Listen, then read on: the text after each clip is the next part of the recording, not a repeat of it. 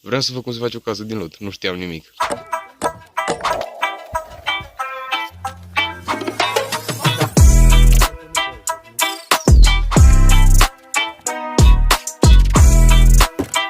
Nu e greu de învățat, dar e de muncit.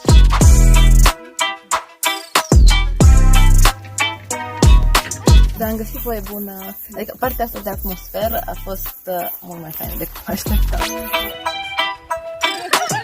E filmare ghișe! Cel mai fain, Tencuitul.